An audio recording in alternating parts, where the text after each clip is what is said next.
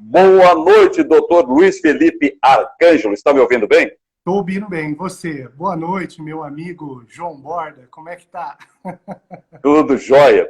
É um prazer receber tão ilustre amigo e competente profissional para, neste momento, conversar com a gente nesta live que se propõe a discutir algo tão preocupante nesse momento de pandemia, que é a questão de moradia. Então, contamos com a sua sabedoria como um advogado na área imobiliária para lançar luz sobre essas questões que tanto afligem as pessoas. A todos que estão conosco e começando neste momento, nós desejamos uma boa noite, agradecemos pela prestigiosa participação e, mais uma vez, reforçamos que o Portal Borda está conectado nos últimos dias com esses assuntos tão importantes, tão preocupantes, tão necessários a um esclarecimento. Doutor Luiz Felipe, para começar, então, vamos ao tema que é desta live e que nos traz para esse debate. Neste momento em que as pessoas, na sua grande maioria, passam por dificuldades financeiras, elas têm agora um problema a mais, que é a questão do aluguel e que muitas vezes foi reajustado e nem sempre é possível arcar com esse ajuste, até porque, em alguns casos, os salários foram até reduzidos ou as pessoas estão desempregadas. Nós temos dois caminhos. Nós podemos optar pelo caminho judicial, que implica no acirramento de um conflito sem a antevisão do que pode acontecer, mas nós também podemos trilhar o caminho do consenso, da negociação, daquela velha fórmula do bate-papo. O senhor dá que tipo de conselho para as pessoas que estão hoje diante desse dilema? Borda, primeiramente eu quero dizer que é uma alegria e uma honra para mim ter sido convidado a participar desse bate-papo aqui com você, tá? Que é um amigo, que eu tenho uma admiração muito grande, tá? Então é uma honra e eu desejo muito sucesso aí ao Portal Borda e eu tenho certeza que assim será. O que eu quero dizer, Borda, primeiro, é que nós, o ano passado todos, tivemos aí nessas renegociações, nesses pedidos de desconto por conta da pandemia, em razão da pandemia, né? E, logicamente, foi um aprendizado para nós, advogados, para os juízes também de primeira instância, de segunda instância, também aos gestores das imobiliárias, como que eles procederiam com relação a esses pedidos de desconto. Então, o aprendizado foi para todos. Daí, a poeira baixou, vem a surpresa do IGPM. Daí aparece a surpresa do IGPM. E, logicamente, isso tem um impacto muito maior junto aos locatários, né? Que muitos ainda estão se recuperando dessa crise. Então, nós sabemos aí que o IGPM ele foi impulsionado aí pelo aumento do dólar. Ele é composto por alguns itens aí, de consumo, de preço final. Aí, entre eles, nós podemos falar sobre o custo dos materiais de construção, os insumos industriais. E, em tese, Borda, os economistas têm falado que isso não reflete a realidade do mercado. Enquanto advogado, eu não vou entrar na questão dos economistas aí, né? Mas o que eu quero dizer aí com relação a isso, eu não tenho dúvida, Borda, como foi o ano passado, da parte dos locatários nesse momento, que é o tema da nossa live de hoje, é sinceridade, transparência nesse momento, quando do pedido aos locadores, aos donos dos imóveis, se possível, juntando documentos que sejam o contra-cheque, o olerite, a sua demissão, mas que demonstrem com documentos que ele não tem condição de arcar nesse momento com esse aumento do IGPM no seu contrato de locação, não cabe na receita dele. E também aqueles que são empresários locatários de imóveis aí comerciais, de locações não residenciais, eles também, com certeza, de certa forma, muitos serão impactados. A gente não pode falar que não todos, mas também através dos seus balanços, da queda de faturamento, que demonstrem aí aos seus locadores o seu desequilíbrio em razão aí desse aumento do IGPM, que isso não vai comportar dentro da sua receita mensal aí para poder arcar com esse valor de aluguel. Eu acho que um ponto importante é esse, Borda. Para efeito de uma eventual negociação, há uma diferença na constituição de uma empresa, no caso de uma pessoa jurídica com uma pessoa física, ou a negociação ela não passa necessariamente por essas diversidades entre uma e outra quanto à qualificação? Para o IGPM não há diferença, viu, Borda? Para o IGPM não há diferença porque o reajuste ali, o índice que é aplicado na maioria dos contratos de locação, se não uma porcentagem muito alta, é o IGPM. Então, para as locações residenciais e comerciais é o mesmo índice. Agora, o ano passado, em razão da pandemia, o pedido de desconto nas locações comerciais não residenciais tinha uma força muito maior do que o pedido nas locações residenciais. Isso, com dados que nós levantamos na época, de 500 decisões que foram levantadas por uma amiga, uma advogada Juliana Feltrin, de Campinas, apenas 13 pedidos de liminares se tratavam de locações residenciais. Então, o peso era muito menor para as locações residenciais. Agora, o IGPM não. É igual tanto para as locações comerciais quanto para as residenciais. Doutor Felipe, em qualquer situação é sempre importante colocar na balança o bom senso, porque é preciso observar também o lado do locatário. Eu tenho aqui números que mostram que no Brasil 80% dos locatários residenciais têm apenas um imóvel. Muitos deles são aposentados e dependem daquela renda. E fica complicado também o sujeito baixar o valor de uma forma tão abrupta, porque ele depende daquilo. Então, é uma questão de um pêndulo que precisa ser muito bem observado nessa negociação, nessas propostas, na condução de uma reivindicação, né? Excelente, Borda. Inclusive, é o aconselhamento que a gente vem dando para que locadores e locatários eles busquem um equilíbrio, né, nesse momento, né, que gere benefícios para ambas as partes. Porque se for ruim só para um lado, né, Borda, então, se pesar tanto para o locador quanto para o locatário, com certeza esse acordo não é legal. E cada caso, Borda, é um caso, porque nós temos aí locadores que já vêm aplicando descontos durante esse período, durante um período longo já, os locadores vêm aplicando descontos aos locatários. Então, logicamente, esses locadores, nesse momento, eles são menos propensos a serem mais flexíveis com os pedidos de descontos, né? Por conta desses descontos que já vêm sendo dados. E muitos locadores, como você bem falou, Borda, eles dependem desses aluguéis para sua renda, para complemento da sua aposentadoria, ou vivem mesmo, né, dos valores desses aluguéis. Muitos vivem nessa renda. Nós temos aí, eu me lembro bem de casos durante o período de pandemia, que nós tínhamos, de um lado, um locatário que tinha um pai que tinha um trabalho essencial, que continuava trabalhando e faturando, e do outro lado tinha uma locadora, que era uma senhora que dependia daquela receita para comprar remédios. Então, nem sempre o locatário é a parte mais fraca dessa relação locatícia. Por isso que é importante analisar caso a caso. Doutor Felipe, quando o projeto de lei 1179/20 foi editado em plena pandemia, ele trazia em seu bojo uma possibilidade de suspensão do pagamento de aluguel, pelo menos até 30 de outubro. Esse dispositivo ele foi vetado pelo presidente, porque considerou que isso ia trazer um prejuízo muito grande, e, na verdade, até criar um enriquecimento ilícito para algumas pessoas em função dessa situação.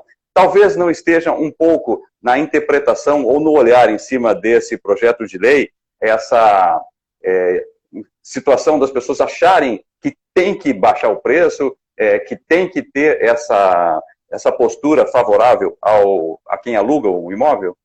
É muito boa a sua pergunta, viu, Borda? Na verdade, assim, o seu comentário. Porque naquele momento dessa lei, né, que era uma lei provisória, né, já no Senado ela já não foi bem. Porque os senadores ali, e de certa maneira refletiu o que a população pensa de maneira geral, viram que essa lei, suspendendo os contratos locatícios, poderiam prejudicar demais ali, né? Os locadores, em certo sentido, ali, que dependem no rendimento desse aluguel, né? E, de fato, você suspendendo os aluguéis naquele momento para pagamento no futuro, poderia embolar mais ainda, né? Poderia tornar mais difícil ainda para os locatários pagar esses débitos. Então, teve duas situações, Borda, naquele momento, ano passado. Uma era a tentativa de suspensão dos aluguéis, que não foi adiante, e o outro é a questão da suspensão dos despejos, que foi vetado também Perfeito. em determinado momento. Isso gerou uma confusão, porque o projeto 1179/20 tinha uma posição em relação ao despejo, mas o Conselho Nacional de Justiça tinha outra posição. Talvez do conflito dessas duas reações possa ter gerado na cabeça das pessoas de que o despejo não poderia ocorrer, que isso não era legal? E de fato, Borda, muitos processos de despejos com liminares que nós entramos aí, distribuímos o ano passado, mesmo essa lei não tendo sido levado adiante, esses processos o juiz suspendiam por hora, não deferiam a liminar. Que foi o que o CNJ pediu, né? Diminui, cuidado, não avança, não acelera demais, né?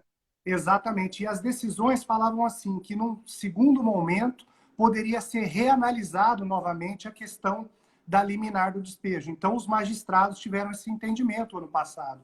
Esse ano já está diferente, já tem liminares concedidas e sendo levadas adiante. Então, significa que o despejo pode ocorrer na pandemia. Sim. O despejo hoje não tem nada, pelo menos em todas essas liminares que já foram distribuídas esse ano, estão sendo concedidas e estão sendo levadas adiante. Então, não há, pelo menos nessas decisões que eu tenho acompanhado, por hora, nenhuma, por parte dos magistrados, nenhuma suspensão em conceder a liminar ou a decisão do despejo que decretado em sentença de que seja levado adiante. Está normal a questão dos despejos, tá? Doutor Luiz Felipe, numa eventual ação judicial, é possível arguir, alegar o artigo 478 do Código Civil, que trata da imprevisão? Seria cabível numa situação como essa? Os dois pedidos do ano passado, durante a pandemia, que eram mais utilizados por parte dos advogados do locatário, para que houvesse ali uma revisão do contrato ou que seja uma resolução, era justamente o 317, que trata da revisão, e o 478, que trata da resolução sem aplicação de multa contratual e etc. Borda, a gente, na verdade, está numa situação hoje, né, Borda, que a gente não sabe, né? Porque faixa vermelha, sai da faixa vermelha, a gente brinca que a gente está igual o Karate Kid, né? Põe o casaco, tira o casaco, põe o casaco, tira o casaco. Então, a gente não sabe, né? Até o momento, eu vejo uma diminuição, pelo menos aí, de parte aí de notícias e que eu tenho acompanhado aí dos meus clientes, desses pedidos de desconto. Eu acho que até durante o ano passado, a gente vê pela quantidade de liminares distribuídas que as negociações foram boas. Foram muitos os acordos que foram levados adiante. Foi exitosa, assim, todas essas negociações que foram feitas entre locadores e locatários. Agora, tudo vai depender de como vai ser esse ano, né, Borda? Como que vai ficar o mercado esse ano. Porque os locadores, o que eu posso falar para você? Eles são mais propensos a aceitar dar um desconto para esses locatários, vendo o perfil desse locatário, né? O locatário é um bom pagador, ele é um locatário que ele conserva o seu imóvel, ele morando em condomínio, ele respeita as regras dentro do condomínio. Então, tudo isso eu vejo que é levado em conta aí por conta dos locadores quando do deferimento aí, né, da aceitação em dar esse desconto aos locatários. Doutor Felipe, a fundamentação de uma ação em cima de força maior ou de caso fortuito tem uma validade? Poderia se sustentar isso em se tratando nessa própria sequência aí do que não é previsível, do que não está sendo esperado eventualmente?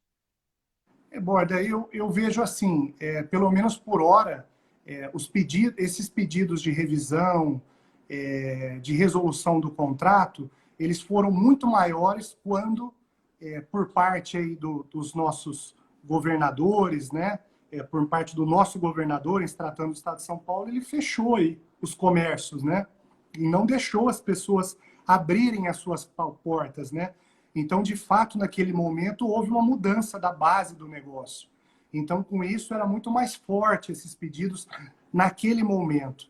Em tese, hoje, as pessoas estão trabalhando, né? Os comércios estão abertos, né? Sim. Nós tivemos aí agora, né, Borda, nas últimas 2 semanas, né, uma faixa vermelha novamente.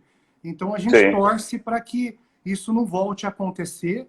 Vai depender muito dos números da pandemia aí, porque de fato, se isso voltar a acontecer e eles conseguirem, esses empresários locatários, demonstrando através de documentos a queda do seu faturamento, através dos balanços, pode ser que eles tenham êxito, sim, novamente nesses pedidos de descontos.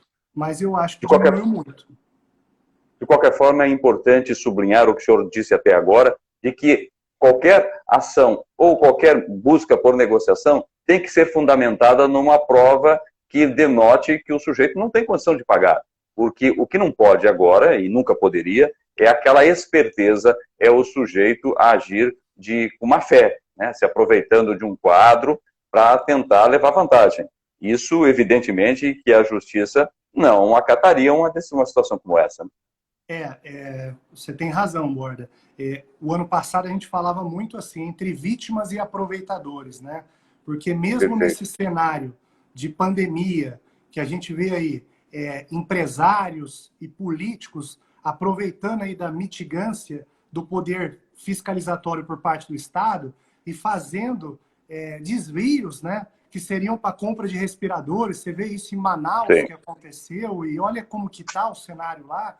Então, no mercado imobiliário também tem essas pessoas, né, Borda, que se aproveita do momento, pedindo um desconto, mesmo sem precisar desse desconto. Então, a pessoa não precisa, mas ele fala, tá vendo? Por conta disso eu preciso, não pode aumentar o IGPM, porque não é a realidade do mercado hoje, e não demonstram realmente que estão porque muitos ainda têm lucros ainda maiores mesmo com a pandemia.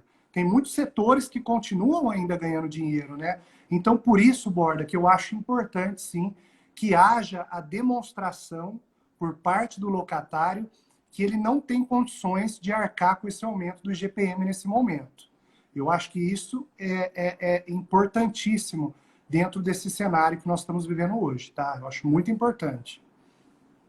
Agora, tem outra situação, doutor Felipe, que também traz uma dor de cabeça muito grande para as pessoas, que é o condomínio.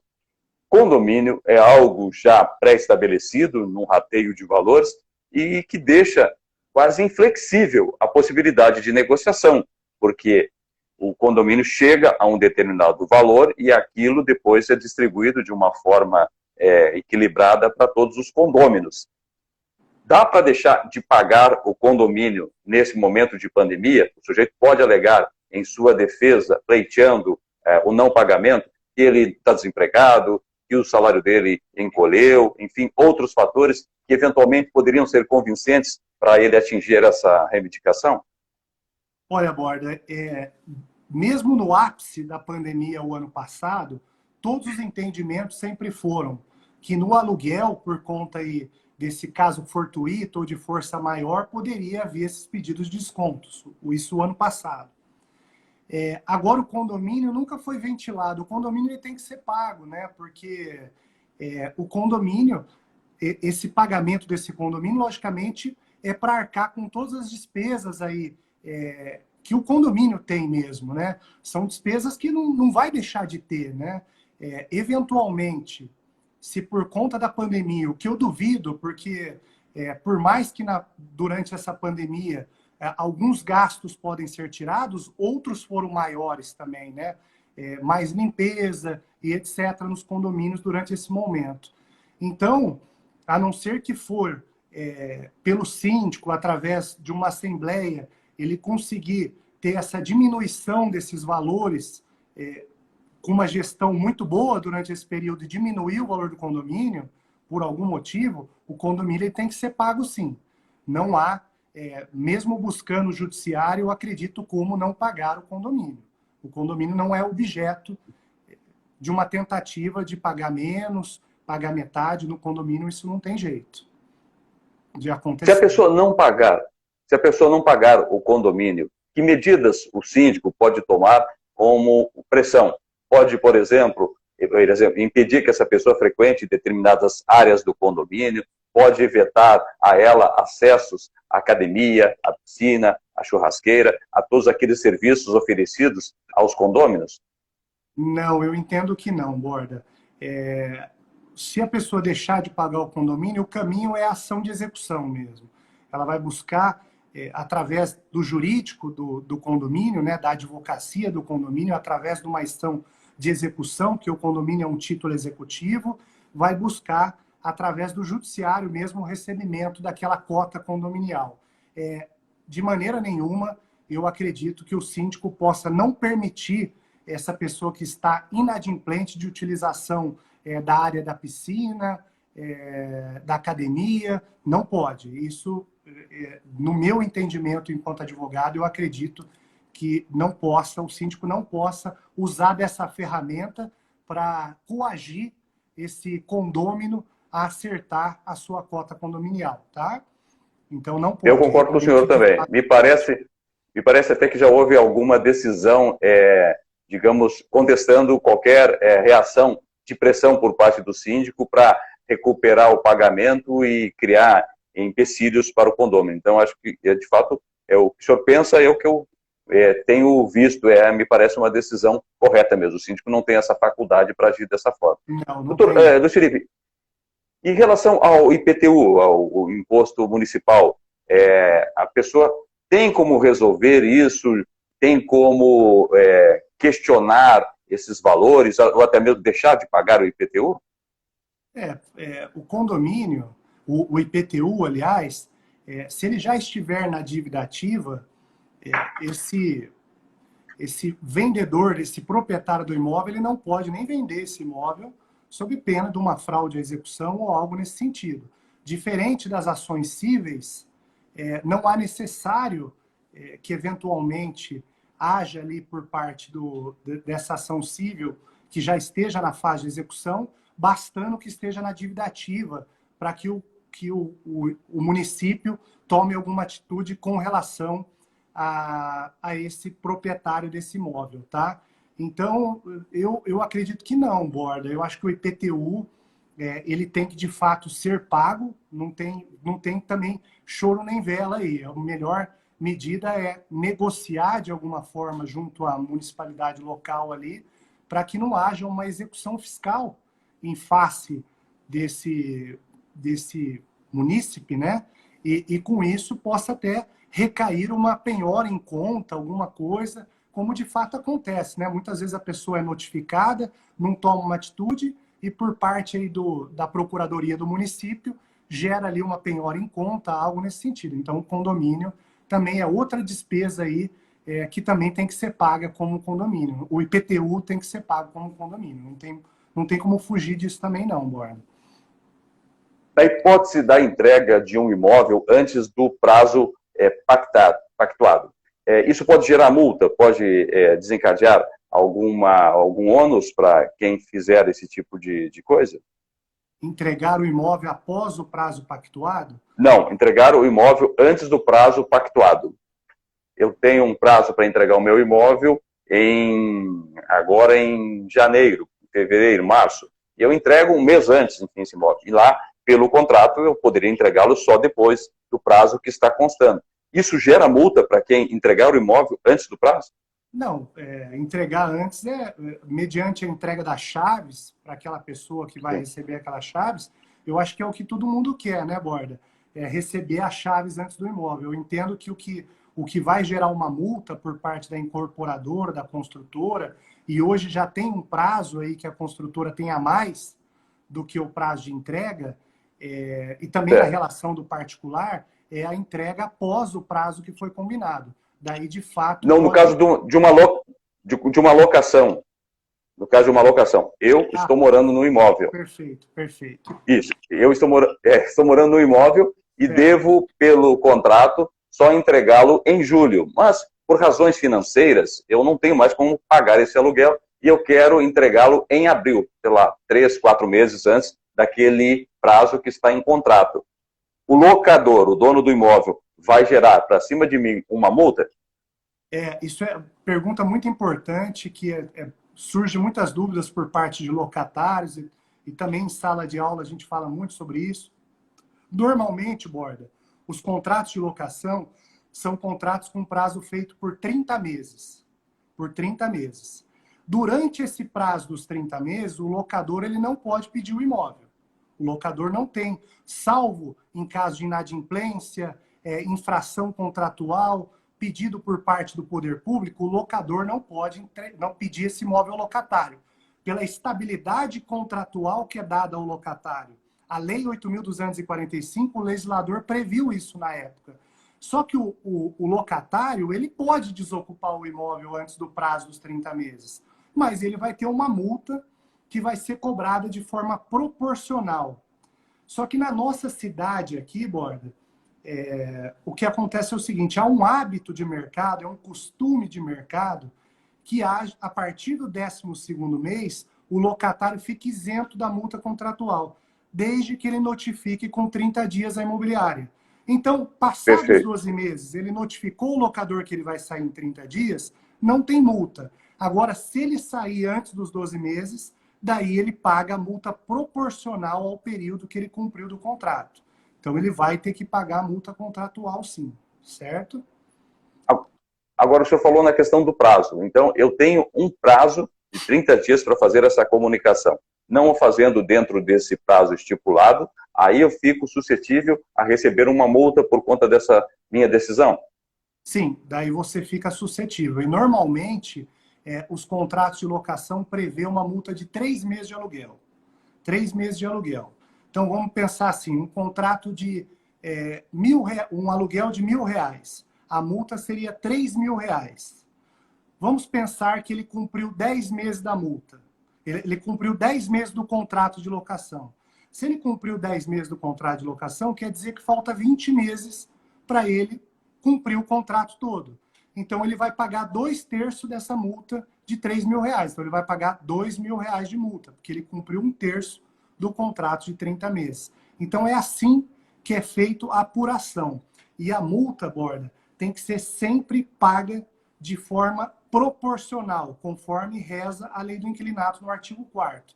Mesmo que o locador, a imobiliária, coloquem que a multa vai ser paga de forma integral, fica sem efeito essa cláusula. Tem que cobrar a multa de forma proporcional ao período que foi cumprido do contrato. Isso é muito importante. Eu só vou dar um recado. Vou dar um recado para quem nos assiste. E aí vamos retomar. Então, pessoal, é o seguinte, o Portal Borda tem realizado durante toda essa semana várias lives voltadas para diferentes assuntos. Já discutimos a questão de crime organizado dentro da área de direito, já discutimos união estável, namoro qualificado e também na área ambiental. Realizamos ontem uma live sobre turismo. Também foi realizada uma live sobre o que está acontecendo com a mulher hoje em relação à pandemia. A necessidade de enfrentar essa situação, de se preparar para os desafios que vão surgir, a conciliação entre beleza, trabalho, cuidar de casa, home office e filhos. Discutimos outros assuntos como a questão das fake news, discutimos a questão psicológica dos sonhos, né? Por que as pessoas estão sonhando tanto na pandemia, os pesadelos, e pessoas até que não estão sonhando durante a pandemia, doutor Luiz Felipe. Uma coisa, né, impressionante, tem gente que não está sonhando, acorda pela manhã, não necessariamente lembra, mas diz que não sonha. E pessoas que estão tendo pesadelos terríveis. Então, esse foi um assunto e quero convidar o pessoal, aproveitando, para assistir amanhã a uma live muito importante, muito interessante, sobre mentes psicopatas.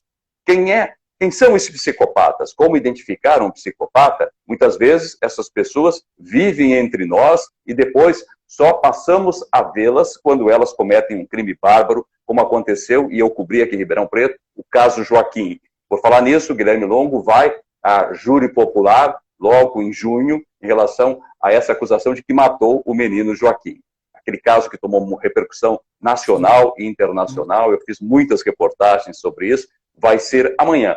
E reforçando, esta live que nós estamos realizando hoje com o Dr. Luiz Felipe vai estar também no YouTube. Então eu peço para vocês que entrem lá no canal Portal Borda, se inscreva, dê um joinha e compartilhe, porque todo esse material rico de informação e que pode ser um guia, um manual para as pessoas tomarem as suas atitudes, está lá no YouTube para vocês acompanharem.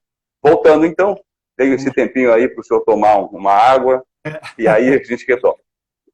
Na sua área de direito imobiliário, quais são as questões mais comuns que surgem, mesmo antes da pandemia ou durante a pandemia? Questões que muitas vezes o senhor vê como um especialista, um operador de direito, que poderiam ser resolvidas previamente e não precisariam chegar a este extremo dos conflitos judiciais.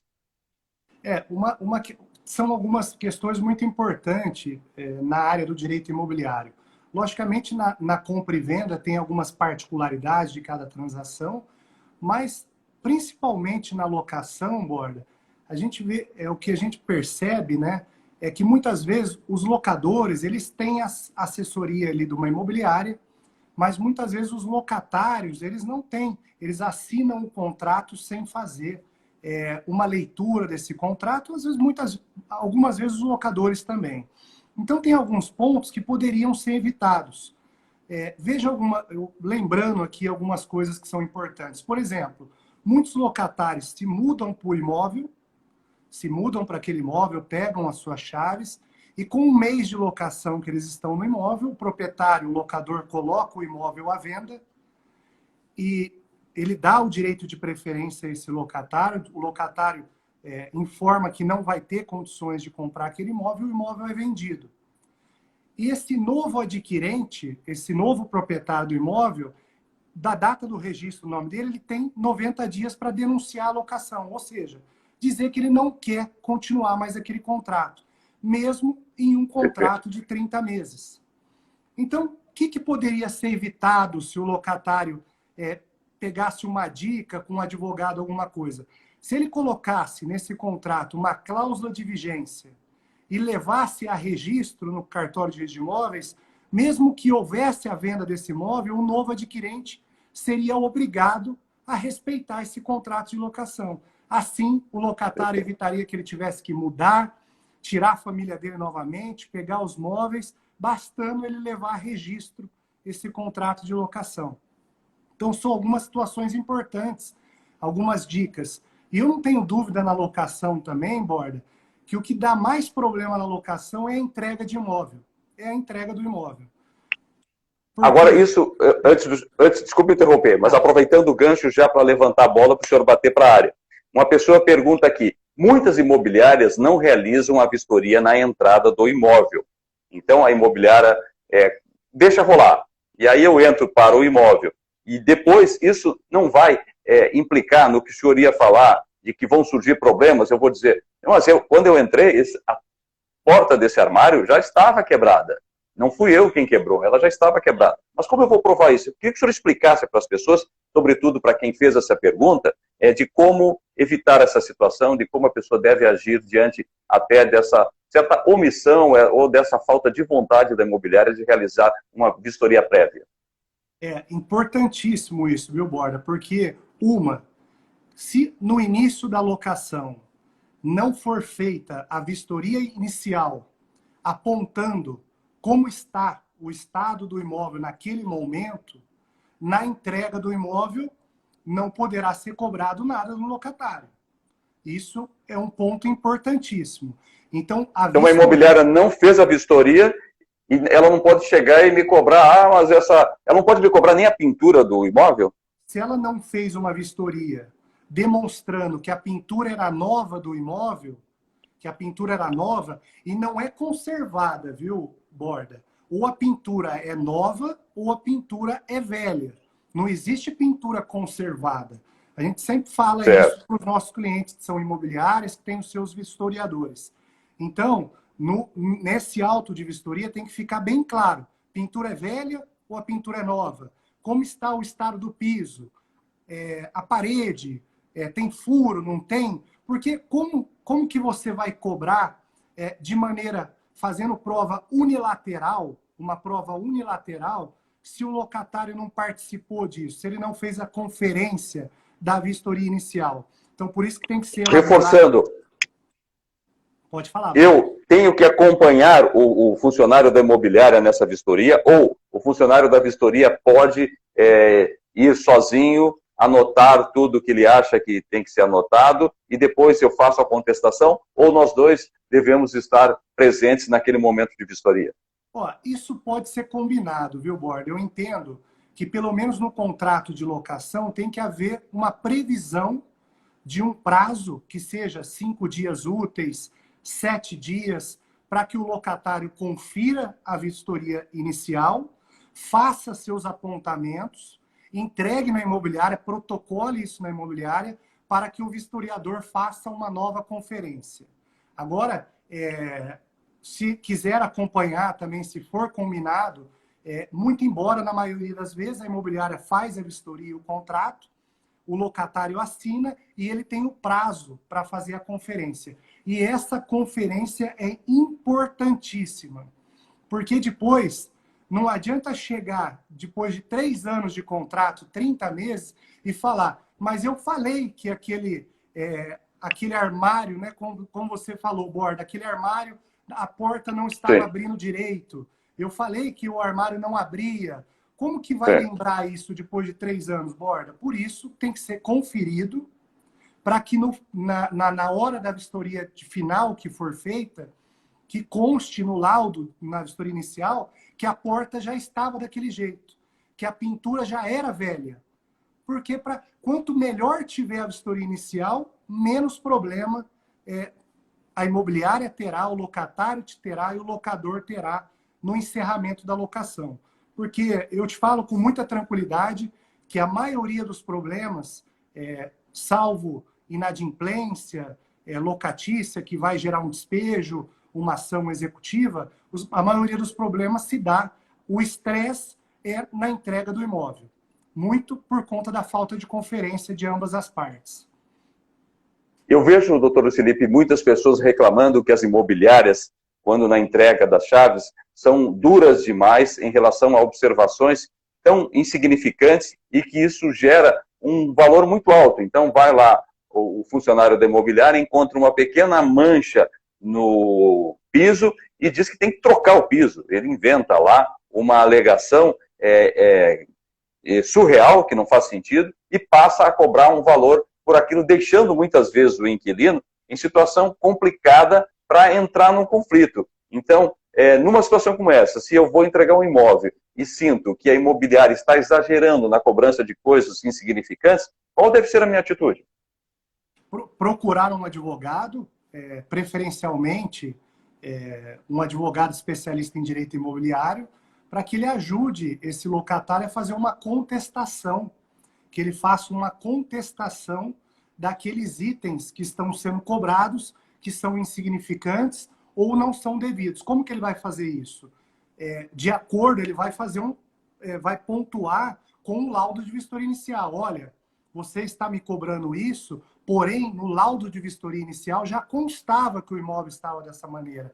Então, tem que haver essa contestação e protocolar junto à imobiliária, ao locador, se não houver administração de uma imobiliária nesse caso, tem que protocolar essa contestação, porque se for o caso do locador, através do seu jurídico também, entrar com uma ação de indenização por danos no imóvel, ele já vai ter ali a sua defesa montada, a sua contestação montada, informando que ele, daquele momento, ele foi até a imobiliária e fez essas observações com relação ao que estava sendo cobrado e, muito provavelmente, dentro dessa ação indenizatória, vai ter uma perícia para contestar, para o perito dizer ali qual das partes que tem razão ali sobre aquela cobrança que está sendo feita, certo?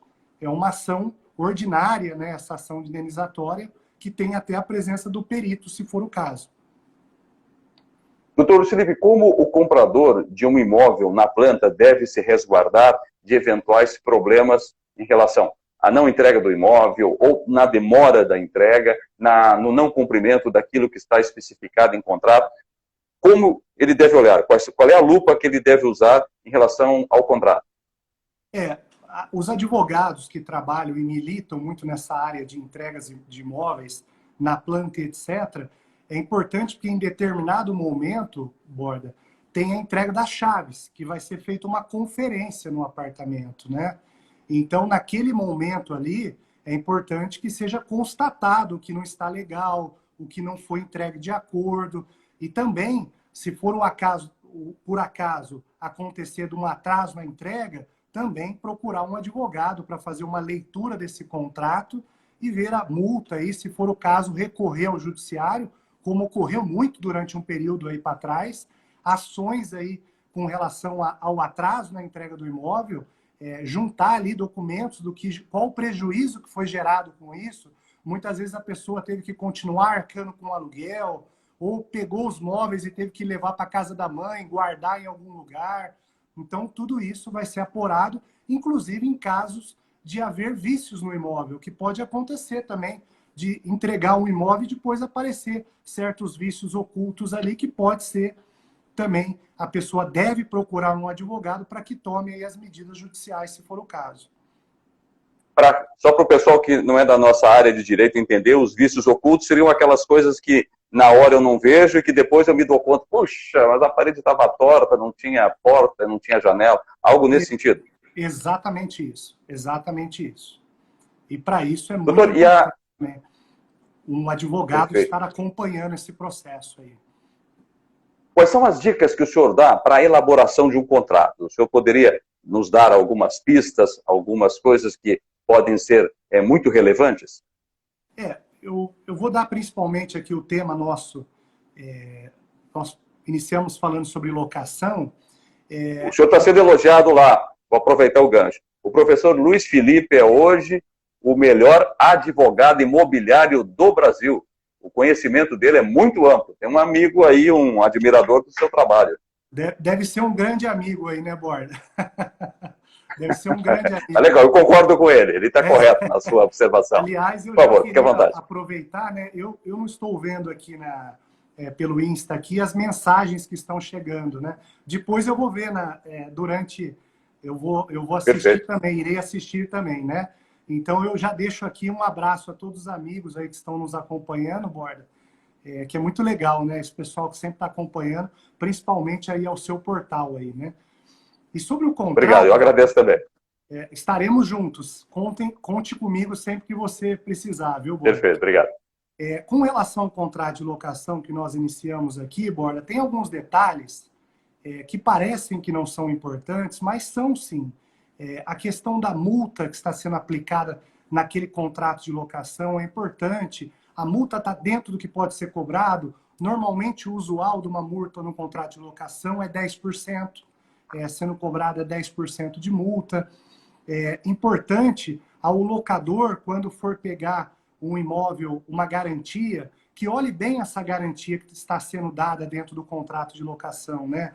Se é uma figura da fiança, fazer uma análise bem criteriosa aí da questão do fiador, a caução em dinheiro, será que é uma garantia que vai, no final daquele contrato de locação, os 3 meses, vai ser suficiente para pagar o que ficar de débito de aluguel, ficar de condomínio, os danos ao imóvel?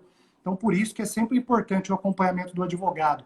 As benfeitorias que forem feitas pelo locatário no imóvel serão indenizáveis? Porque, em tese, o código fala que as benfeitorias necessárias, elas são indenizáveis, mesmo que não autorizadas, e as úteis serão indenizáveis desde que autorizadas pelo locador. Então, na maioria dos contratos, consta uma cláusula de benfeitorias que o locatário não terá direito às benfeitorias. Então, isso é importante que o locatário fique atento a isso também. Porque depois ele vai reivindicar, poxa, eu fiz isso e eu quero que você me dê um desconto, e não vai levar. E não vai levar. Para o locador, é importante a questão da reciprocidade entre locatários e fiadores, do recebimento da citação. Então, eu digo assim, tem algumas cláusulas que são colocadas no contrato de locação que, mesmo que colocadas, Borda, não geram qualquer efeito. Por exemplo, a ação renovatória que os empresários locatários têm direito quando fazem os seus contratos por 5 anos, se o locador colocar que eles não terão direito o locatário não terá direito à renovatória, sem efeito essa cláusula também. Então, por isso que a gente fala que dentro o contrato de locação é sempre importante que seja analisado por um profissional aí da área para ver se ele está de acordo com os artigos aí da lei do inquilinato. Então, isso é muito importante. Por exemplo, o fiador. Você pega a figura do fiador. Se o cônjuge não dá a sua anuência, aquela garantia pode ser nula. A nulidade. Quantos contratos de locação que são feitos que gera nulidade na hora de você cobrar o fiador? Olha o problema para os locadores do imóvel, né? Então, tem algumas questões que são muito importantes. E como eu falei do locatário, para aquele locatário que não quer passar mais por aquele desgaste de ter que mudar do imóvel, inclui uma cláusula de vigência que o adquirente vai ter que respeitar o contrato de locação e a verba na matrícula do imóvel. Assim, não vai passar mais por esse desgaste de ter que mudar do imóvel novamente. Certo? Então, tem algumas questões muito importantes. A procura por imóveis pelos estudantes, geralmente ela começa a se desencadear nesse início de ano. Hoje, em Ribeirão Preto, qual é a situação que a gente tem? Tem muitos estudantes chegando, muitos estudantes procurando imóveis? Outra pergunta interessante, Borda, é que ainda a procura ela tá aumentando, mas no mesmo ritmo que as faculdades estão voltando às suas atividades presenciais. Algumas faculdades estão na parte teórica online e a prática, por exemplo, faculdade de medicina, a parte online, a parte teórica online e a prática tem que ser presencial mesmo, não tem outro jeito, né? Então, tem que ser um sistema híbrido, né? Com o retorno dessas faculdades, o que está acontecendo, Borda? Retornando essas faculdades, logicamente a procura está aumentando no mesmo ritmo das faculdades. Eu vejo isso com relação aos estudantes. Agora, uma questão interessante, Borda, que eu queria aproveitar essa questão dos estudantes, é que a questão dos imóveis desocupados e voltando lá no início da nossa live, que a gente falou dos locadores aceitar descontos ou não. Tem bairros, e também pela tipologia de alguns imóveis, apartamento ou casa, que a gente percebe que os locadores são mais flexíveis quando do pedido de desconto. Por exemplo, apartamento perto de faculdade. Um pedido de desconto ou de não reajuste do IGPM acaba sendo mais efetivo com relação ao locador. Agora, em Ribeirão Preto, hoje, uma questão que está sendo muito grande é a procura de casas em condomínios fechados. É uma tendência muito acentuada. Exatamente, por conta da piscina, da churrasqueira e etc. Então, como esses imóveis estão sendo muito procurados e o preço do aluguel aumentou muito, tem imóveis de 3.500 que saltaram para 6.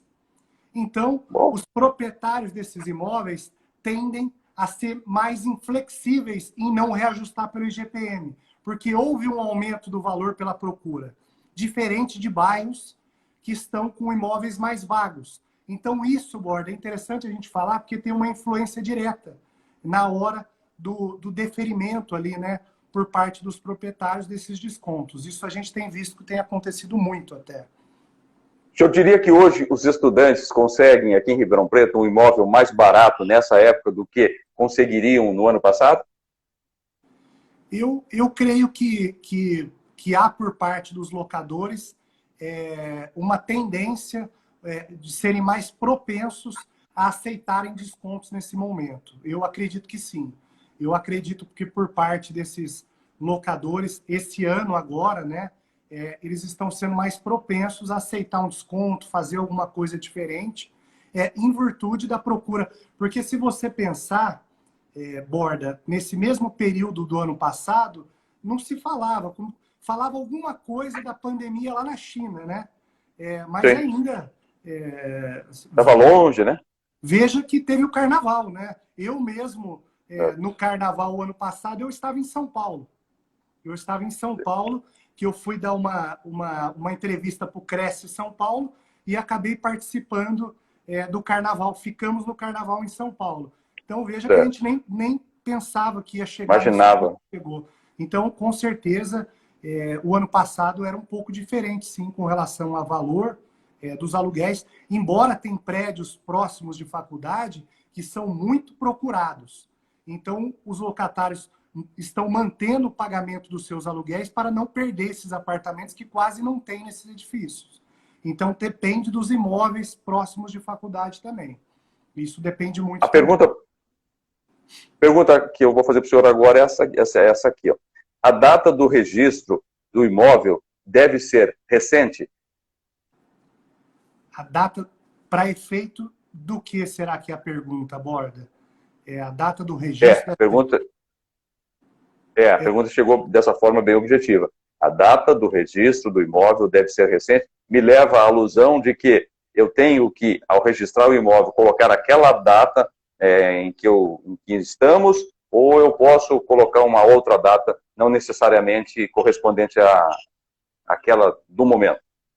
Vamos responder de duas maneiras. Para que haja... porque nós acabamos de falar dos locatários que, para não ter que sair do imóveis, eles têm que registrar o contrato com a cláusula de vigência. Sim. Tem que haver o registro. Havendo o registro, ele já tem esse benefício de não ter que desocupar o imóvel. Agora, na parte de compra do imóvel, se o registro, logo que você faz a escritura, tem que ser recente, na minha opinião, se for isso que a pessoa está perguntando, tem sim. Porque se você lavra uma escritura e não leva registro, Borda, você não dá fé pública naquela compra sua. Então, se eventualmente o antigo vendedor ele tem algum processo, vamos pensar aqui um processo trabalhista, e recai uma penhora sobre o imóvel, ninguém vai saber que você fez a escritura. Então, você pode correr o risco de ter o seu imóvel penhorado. Então, no aconselhamento deste advogado aqui, o registro tem que ser feito de imediato a lavrar a escritura. Se a pergunta que quem fez era essa, a resposta, demos uma resposta para locação e para venda, e tentamos trazer uma resposta para os dois aí, tá, Borda? Por isso que eu sou seu fã. Agora, para fechar a história, se o senhor me diz que eu devo negociar um eventual reajuste do meu aluguel, se eu for alugar um imóvel, eu também devo brigar por um desconto, não é? Não dá para agora pagar o que o dono do imóvel está pedindo. Tem que brigar um pouco, não tem? Eu acho que pedir um desconto, eu acho que todo mundo sempre pede, né, Borda? Sempre é uma o choro é livre. Até do brasileiro. O choro é livre, exatamente. O não, todos os locatários já têm aí. O que eu vejo assim hoje, para quem está buscando um imóvel em condomínio fechado aí, com piscina, churrasqueira, em razão da pandemia, esse desconto vai ficar difícil, porque quase não tem esse tipo de imóvel. Mas quem está buscando talvez um outro perfil de imóvel, eu acho que é um bom momento, sim, para você buscar um desconto, principalmente se você for uma pessoa que tem um bom cadastro, uma boa garantia aí, para que esse locador se sinta seguro em alugar esse imóvel. Eu entendo que tem que pedir desconto, sim. Porque a oferta é grande, né? A oferta, em alguns tipos de imóveis, está maior, sim, logicamente, em razão desse cenário aí que nós estamos passando. Depende como eu disse aí, na tipologia do imóvel, né? De qual bairro que esse imóvel fica, se é um apartamento, uma casa em bairro, tudo isso depende na hora de você fazer a proposta desse imóvel. Bom, vou deixar um minuto aí para suas conclusões finais, porque nós estamos batendo quase na trave do tempo.